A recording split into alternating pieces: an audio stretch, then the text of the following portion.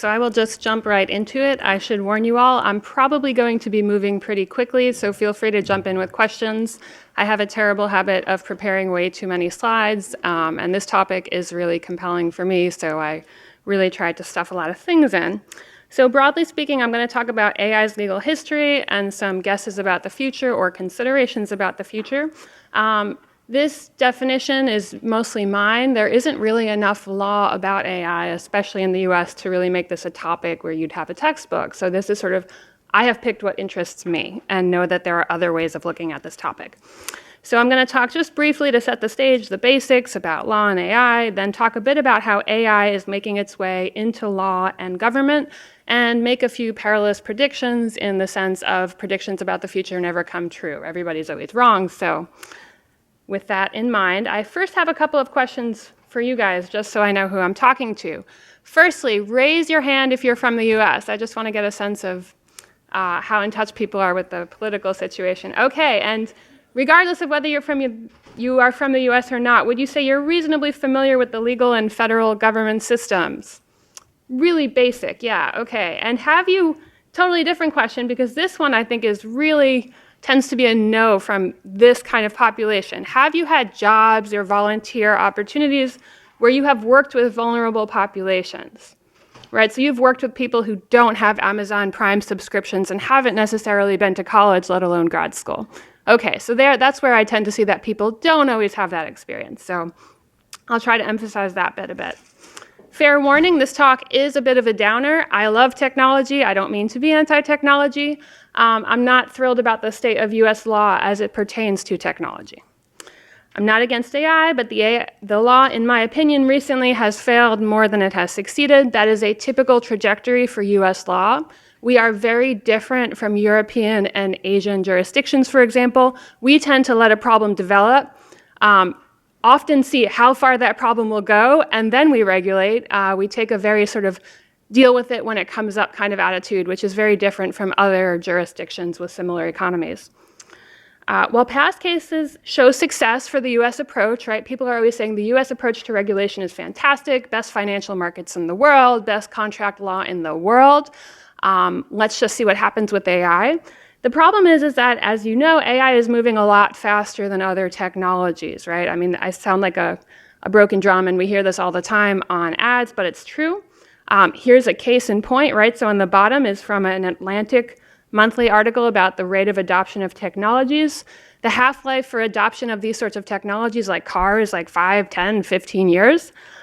Look at the use of deep learning at Google, and we see the half-life is like less than a year, right? It's going pretty quickly. And then when you think about the spread of Google itself, that also had a really short half-life relative to a lot of these physical technologies, right? Now everything spreads really quickly. So these arguments that, well, civilian aviation existed for decades before the FAA was developed. Well, fine, but how many people had an airplane anyway, right? I mean, even if a few of them crashed, not to sound heartless, it wasn't actually as big a deal as something going wrong with an AI system would be. That would be an instantaneous problem. Just a reminder also of the history of AI, right? So another way of pitching this, one way is much shorter half-life to full adoption, right? So we should jump in faster. Another argument is AI has been going on for a long time, right? It has already had a very long unregulated history. So that's another way of thinking about it. The media is beginning to be all over this. I feel like I cannot, read my morning set of newspapers without finding some gloom and doom, but also some very happy articles about AI, right? So this is all over the news. A few years ago, I think the big thing was discrimination, like financial discrimination. This year seems to be the year of we're really concerned about automated decisions in criminal justice. There's just been an explosion in that topic, so it tends to sort of jump around in terms of what people are thinking about. And why is this happening, right? Why are we at a special moment? Just to make sure we all agree, we've got big data, that's been happening for a long time. We've got deep learning, that's been happening a little less, but it's rapidly getting adopted, right? Apple just rolled out Core ML, so now you're gonna have neural networks all over your iPhone. Android has had it already for quite a bit. Mobile platforms and cloud intelligence, also a change in the culture, right? We've got tell-all users now, and these platforms tend to encourage that and reward that behavior, so we had it in us already, then the platform rewards us for telling all, we get discounts, We get to share things with our friends. There are all these rewards for telling all, but it also means we're just giving it away and not really thinking about how it's regulated or if it's regulated. Lack of legal regulation of any kind or guidance. I might be seeming to think about privacy, and of course these topics are interrelated, but this is not a privacy talk, right? When people talk about AI, they tend to talk about two main things, not that there aren't others, and not that they aren't connected, right? They're not really discrete things. So one is privacy. The one I want to focus on more today is discrimination. It's two sides of the same coin, right? You're giving away information and people might discriminate illegally, immorally, or just unfortunately, right? There are kinds of discrimination that are not illegal, arguably somewhat immoral, but they still affect people, right? And they still don't really achieve what anybody wants. So we're going to be thinking about discrimination, particularly in the form of unintended consequences, right? That's what I'm most concerned about, especially talking to people who do this for a living or who do research on this, right? You want to be thinking, okay, I'm a good person, I'm not intending to do anything, but what are we doing maybe accidentally that could be affecting millions of people as soon as we roll out production code? Also, remember, there are many forms of discrimination, right? So this is the EEOC definition list, right? It's not even necessarily an exhaustive list, although these are the most salient legal categories. So things like gender, race, religion. Also remember, there are two kinds of discrimination and legal standards. So first, you can look for disparate treatment, right? Intent. The boss deliberately scheduled people of a certain religion at a certain time, right? That was intended. Disparate impact is usually what you're going to be looking at, usually what the litigation will be, because nobody these days is like, yes, I'm discriminating, and that's how it's going, right? People don't want to discriminate, and even people who do, no, they don't want to get caught, right? So everything these days is about disparate impact. No intent is required. That's really good, because it's really hard to prove intent, right? If you have to go to a court and say, I know what so-and-so was thinking, unless they would sort of left their diary on the internet, it can be really hard to show that. But disparate impact can even be facially neutral. You just need to show it adversely affected a protected group, and you usually will use statistics to do that. Okay, so what if you're the edge case, right? I want you to be thinking about that as you think about your own work. So some human elements in AI, right? Where can this come in? All over the place. Construction of your data set, what data sources you use, what you count as an event that you're interested in studying, what methodology you're using, what counts as wrong or an outlier, right? We all will sometimes say, that's an outlier, I'm throwing it out, or that's wrong. You are making a decision, especially if that data is about a person, that person doesn't count very much. And that doesn't mean you're wrong to do it, but it means you want to think very carefully when you make those decisions. How to match novel situation or to existing patterns, if at all, right? When you do that, when you say, well, these situations we don't have in our data set, but we want to deal with, how will we deal with those? You're making a judgment call there as well. Setting acceptable levels of false negatives and false positives, right? Again, you are making a decision that could, in fact, have disparate impact on a group. Interpreting models or deciding not to interpret them, right? Deciding, oh, this accuracy is really good. I'm not going to go any further. I'm not going to think about how this works. That's also a decision you're making that could have a disparate impact. Doesn't mean you're always wrong to do it, but you need to be aware of possible consequences. And defining edge cases. So also, I just want to talk a bit about what we think of as AI, right? So Turing said that question of whether machines think was too meaningless to deserve discussion. Stuart Russell and Peter Norvig talk about the concept of a rational agent, one that achieves the best outcomes or the best expected outcomes. So that's the definition I'm thinking of, right? Something that can, if performed by a human, be said to require intelligence. And another way of thinking about it is how many companies these days have lines of code that directly control humans, right? Like if you're an Uber driver or you work at Fiverr, things like that, your job might not even be coming from a human, right? You just got assigned to it. And think about what that means and how far we really want to go, especially as far as how that can impact vulnerable populations. Okay, so I want to talk a bit about these things, and in particular, this case study of automated welfare benefits from the 1970s to today. I'm guessing this is something none of us have experience with, especially in the 1970s. It is an ongoing issue, though. Administration of welfare benefits is something that continues to be automated. And this is where sort of some knowledge about the US system of government comes in handy. The US system of government is highly fragmented, right? Everyone here, indicated some level of familiarity, but I wonder if you understand just how local it can be. So you probably do if you've come from a small town. If you're someone like me who grew up in New York City and thinks everything's professionalized, it was a real surprise when I spent a few years in rural Pennsylvania and realized that the people making zoning decisions don't even know anything about zoning. And it tends to just fall to who got elected.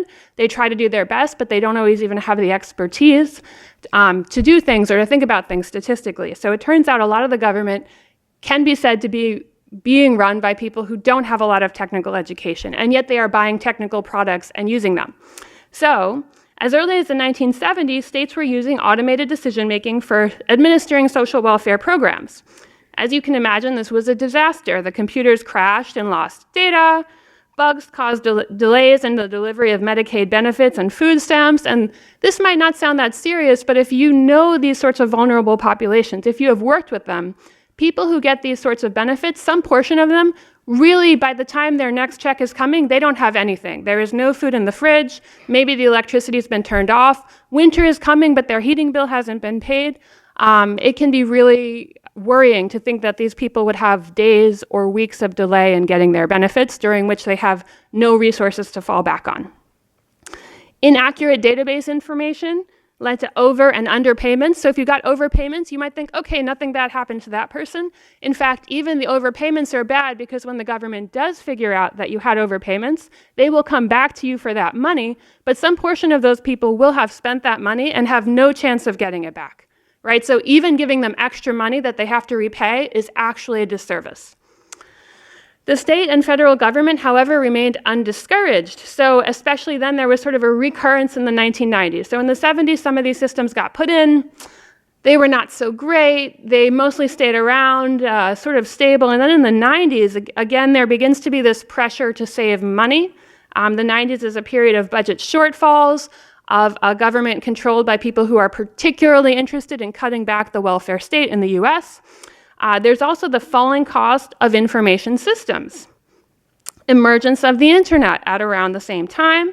So the states again did a new round of automating portions of public benefit programs. These public benefit programs actually tend to come from federal money, but the states administer them, and each one does it a little bit differently and has their own system and hires their own local vendors or not so local vendors to implement it. These programs were characterized by pre-programmed decision logic, right? So these are not machine learning, but they are AI in the sense of replacing a caseworker, right? Replacing someone who probably would have had a master's degree in social work with a set of control logic, if this, then that. You can imagine it's hard to write a lot of if-thens. Uh-oh. Let's see if I can. It's hard to write a lot of if-thens for something that actually requires a master's degree and is always under development, right? These administrative rules sort of get written and rewritten constantly. The computer programs did not get updated, and what's more, the computer programs were often missing a lot of the logic in the original rules. But of course, there wasn't anyone all that well qualified to audit this, right? Because the people who know the rules don't tend to be technologically savvy. The private vendors who have been hired to implement this don't know all the rules. They might have the best of intentions, but they also have a budget. They also have time limitations, so they do their best. And probably, like many of us, have not worked with vulnerable populations, so they themselves might not understand the full cost of even getting one of those if-else statements wrong. So this is sort of what went on in the 1990s. And then there are a few things to think about in terms of when this happened and when these problems happen, what are the reactions, right? When vulnerable people look for help, and it's not always that easy for them to look for help. They might not know the phone number to call. They might not have a caseworker anymore because this automated system replaced their caseworker. So what do they do when they have trouble with the automated system? Not entirely obvious. There are a few other things to keep in mind. Automation bias. The use of automation as a heuristic replacement for vigilant information seeking and processing, right? We have all seen this. I got an answer from the computer. I'm just going to stick with it. I don't even know if it's right, but I just don't want to think about it, right? This is a very natural human impulse. It can also be scary to challenge the computer, right? That's another form of automation bias. If I say the computer is wrong, people might look at me like I'm crazy, and perhaps justly so most of the time. We have all of these edge cases is the problem. Another observation for you is AI tends to get deployed first on vulnerable populations who fall victim to automation bias. So there have been some articles this year I'm noticing about how at the lower level, right, sort of blue collar retail jobs, more and more automation is being done in terms of screening candidates. However, I'm guessing most of you, if you're software engineers or data analysts, when you got your last job, you went in for a series of one-on-one interviews, maybe your friend referred you, maybe they took you out to lunch, maybe they paid you to move to New York. They treated you like a person, right? So there's this interesting idea that the more you make, the more sort of we're going to just do, touchy-feely, but if you don't make that much, now it's all going to get automated. Another point somebody made that I hadn't even thought about is they are using these automated algorithms to decide about recidivism or to judge who is most likely to become a criminal or commit a crime, but nobody has yet tried to model police misbehavior, even though there must be tons of data. And I mean, when I heard that, I just thought, my goodness, even when I'm thinking about these topics, that just went right past me, the fact that you can obviously turn the model around, use the exact same data set, and get other information about the more powerful people in the relationship. Okay. So some more examples of automated decision-making bloopers as far as public benefits go. So in the 1990s in Florida, relatives of children could not apply for benefits on behalf of the children. Okay, I mean, we could all have taken a niece or a nephew, right? You think about it, except remember, poverty tends to cluster. So if you are somebody who has to take care of your sister or brother's child because that person has a drug problem or is in jail, you yourself are also likely to not have very much money and to need help. So this seems like, oh, when I'm programming, this seems kind of like an edge case, let's just toss it to the side. But actually, this is a lot of people, and this is a lot of children who live below the poverty line. So again, this is actually a disaster, even though it sounds kind of esoteric. In New York, battered asylum seekers could not apply for benefits. Again, when they rolled out the automated decision-making program, they just forgot to put that button in. Oh, and let me backtrack. In Florida, it was even worse because they deployed a website. There was no phone number. There was nowhere to get redress. If you managed to get through, you're only redressed when you were referred back to the website. So it's sort of a cycle of disaster. More recently, right, you think we would learn from this thing. Part of the problem with the US system, and I love the US, I love the US system, it has many good things, but because it's fragmented, people don't always learn from one another's mistakes, right? So you think the 70s, the 90s, we would have learned a lot. Also, our governments are always hiring new contractors, maybe startups, right, who are going to do this better and faster. We keep making the same mistakes, right? So in 2004 to 7, in Colorado, we see the following. Patients with breast cancer and cervical cancer, homeless patients, are denied benefits related to Medicaid, even though they are entitled. Relatives of children already on Medicaid, so we see that problem with the Florida family members taking care of other people's kids resurfacing in Colorado 15 years later. Pregnant women. In fact, 50% of all US births are covered by public assistance. So when you think about it, that means probably around 50% of the births in Colorado needed these benefits and were denied them for a period of years. And similarly, the Texas system, which had been operating for more than 10 years, failed 4 out of 6 test cases in 2007 when they finally decided to do an audit. Another point I want to make, where did these examples come from? They were gleaned from press coverage and law review articles. As with all things that happen in the world, at least in the US, we don't tend to have central reporting repositories, right? Even academics or regulators, when they want to know about these things, they kind of just have to go out and see what the news coverage has been, maybe check online forums, right? See what people are reporting has happened to them, because there is nowhere to go if you have been the victim of automation of welfare benefits to report this. This seems a little unfair, right? So you might say, well, we just live in a decentralized world, but given that these technologies are built on sort of centralized data repositories, it seems especially unfair that you are subject to something that has centralized data, but its performance does not in turn have some sort of repository. So that's something to think about. So I would just say, why not better track such problems?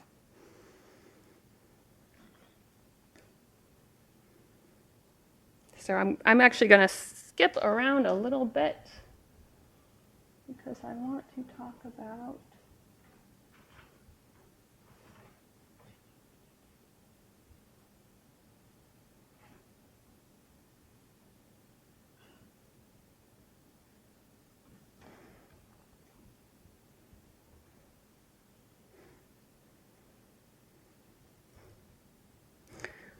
Okay, so that was 2000 and beyond, right? But actually, this problem popped up again in Utah in 2010. So I want to talk about a case called KWV Armstrong. The ACLU in Idaho, not Utah, litigated this case.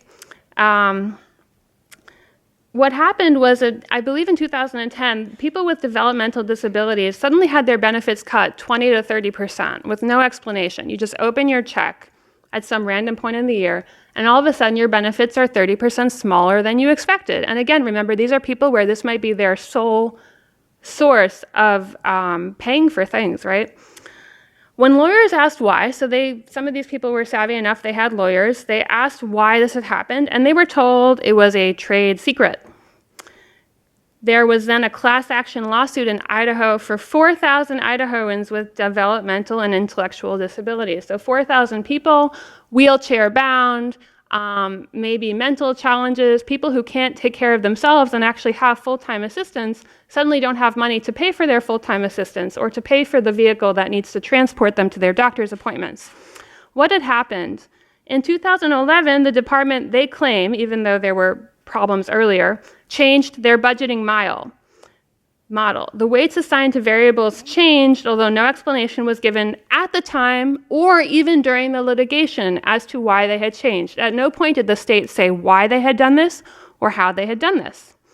Some variables were dropped entirely, including needing assistance with mobility. Somehow people decided that the fact that you need assistance with mobility should not impact your budget, which is really surprising when you think that people with mobility issues, especially in a state as rural as Idaho, probably need transport, they need to get into the shower, they need to go up and down stairs in their home because they didn't get to choose where they live and maybe there are stairs. There are all sorts of reasons. It's totally relevant.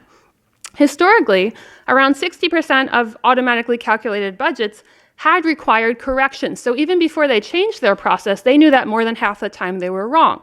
And in the past, they had hired people to fix those problems. They had decided this would be a way of saving money. So this was challenged. The state did not agree to negotiate with the ACLU. Originally, it actually went to court. That doesn't always happen, right? Usually if you sue the government and they're dead wrong, they'll say, oops, we'll fix it, and they fix it. They didn't do that here. And in fact, what they did is they said, no, this is fine. And on top of that, we're not releasing the code because it's a trade secret. So we're not telling you how we got what we got. What were the holdings in the case? Well, the first rule is that this code couldn't be a trade secret. The holding isn't that no code can be a trade secret. But in this case, the government was not entitled to hold this as a trade secret. Also, the court found, just by looking at the initial data, that the model was based on corrupt data. In fact, what the company that supplied the model to Idaho had not revealed was that 2/3 of the data had been removed prior to model training, right? So when you think, okay, I'm just making a judgment call about certain data being an outlier and it's 1 out of 1,000,000 or 1 out of 1,000, no big deal, you would hope that people, when they start removing 2/3 of the data set, especially a data set about vulnerable people who might not readily fit into nice categories, that you would be a little concerned when you're removing far more than half of that data.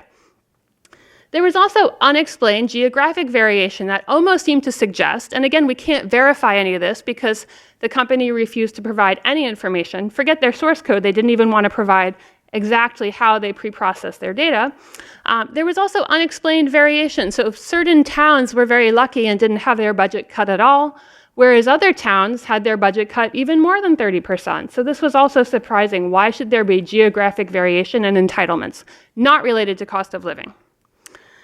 Finally, the court found that the formula was an unconstitutional violation of the due process clause because the results it produced were so arbitrary for such a large number of people, right? So almost everyone who was receiving these benefits had massive cuts, and there was no reason. Their situation hadn't changed. To give you an idea of how long these things take to settle, the case was only decided in 2016, and in fact, the ultimate settlement is still awaiting court approval, right? So the decision came down at the trial level. The parties are now working out how the state is going to make victims whole and what it's going to do in the future to make sure this doesn't happen again, right? So 4 years of litigation, during which maybe some people didn't get their full benefits back. Let's remember that during litigation, depending on what the court decides, you might be stuck at your new lower level, right? So even the fact that you have a case going on does not ensure swift justice.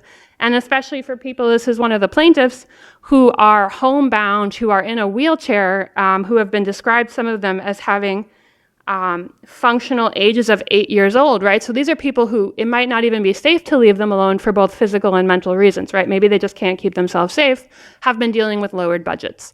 So this is all sort of gloom and doom to say, if you are really irresponsible as you develop models, and if you are working with vulnerable populations, horrible things can happen. Probably nobody wanted them to happen, but that doesn't really change things, right? The ACLU still had to step in and do 4 years of litigation. Okay, so as I predicted, I have produced way more slides than I have time for, so I would love if you guys would take a look at these on your own. I just have a few closing thoughts before we have questions.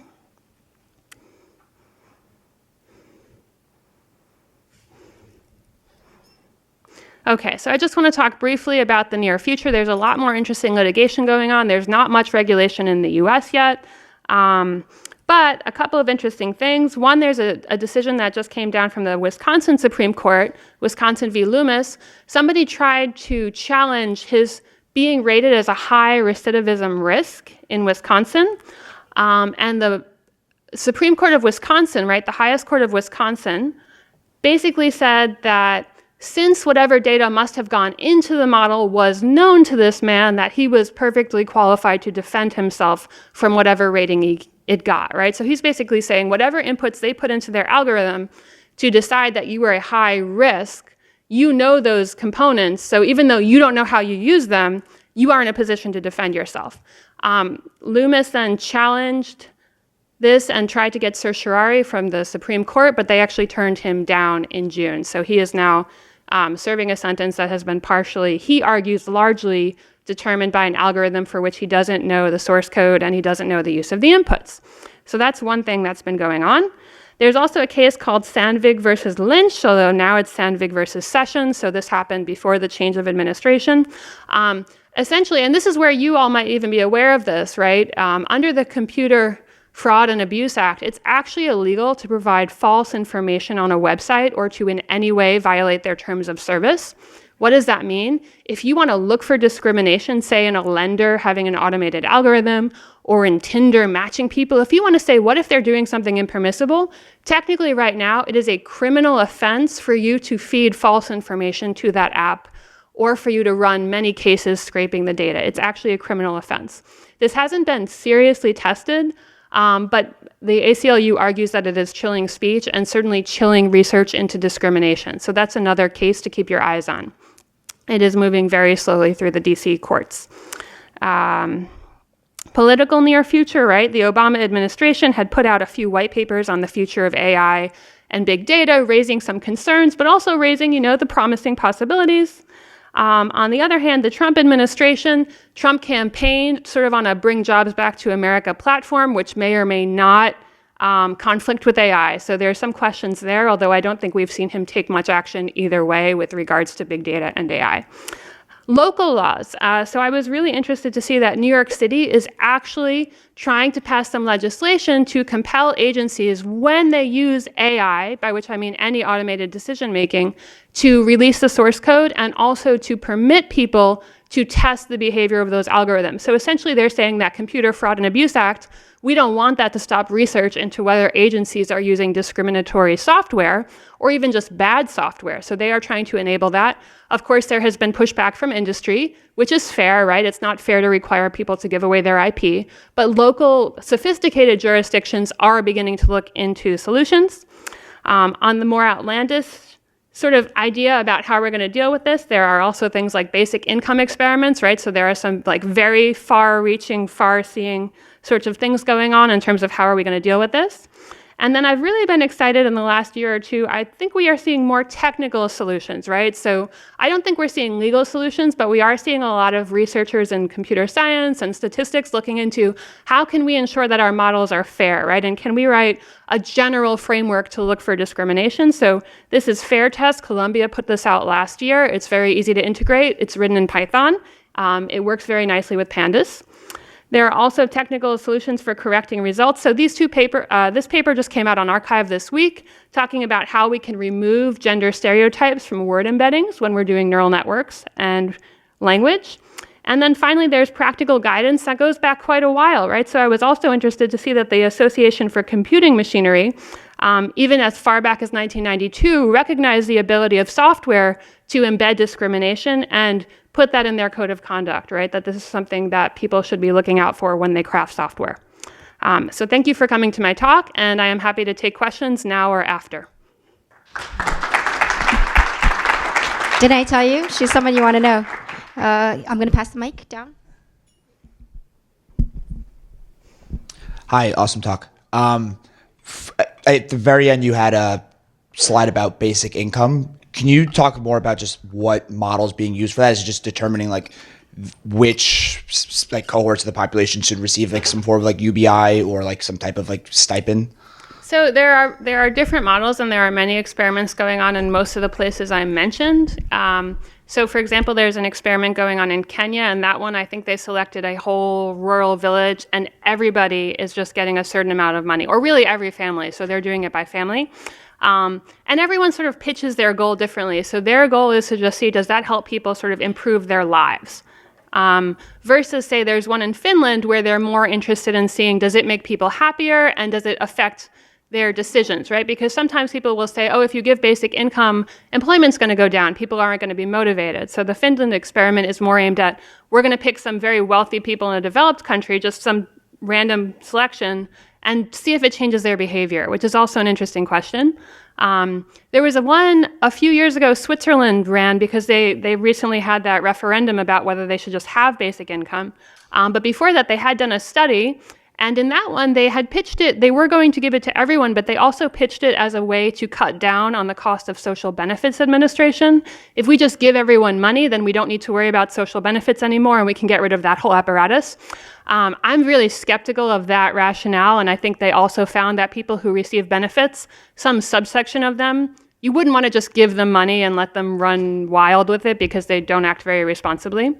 So yeah, there's a whole panoply of these experiments and different rationales and very different organizations running them, right? So it's anything from the WHO to, I think, Sam Altman sponsored one in San Francisco, to the Finnish government. Thank you for the great talk. I wanted to pick up on, I think, a line you said, yeah, of course, it's not fair to ask some industry players to give away their IP, sorry. I'm part of the people who question that very term, like IP, because so many different things fall under this and they're unrelated, like patents and trademarks and copyright. And I would question this strongly because, first of all, let's talk about what their IP specifically is and not use IP precisely because this is like an umbrella term used abusively. And if they made their so-called IP by discriminating against people, and that can very well happen along the contracting chain because government services have clients who are these players with some IP interests. I don't think we can be that. Is it that obvious that it's not fair? I think to me it's fair to question their IP if it's based on discrimination.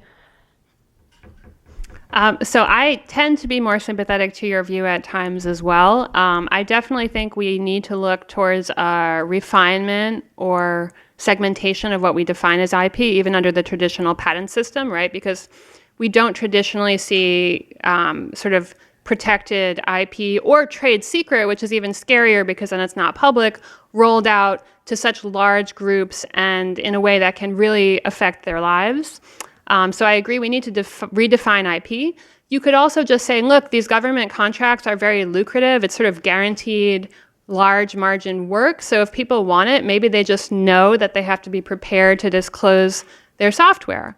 And there are other equitable arguments too, right? For example, if you are making predictions about recidivism, criminality, or any sort of government function, you probably built your product with government-provided data sets that might even have been public and certainly shouldn't be shared with just one company.